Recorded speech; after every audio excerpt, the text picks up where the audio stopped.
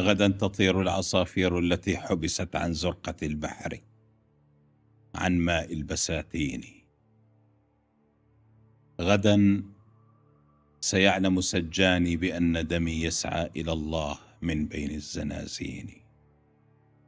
غدا وأجمل ما يبقى لبعد غد أن نوقظ النار في صوت الحساسين، في عالم بدم الأحرار ممتلئ، لا شيء أجمل من خلع السلاطين.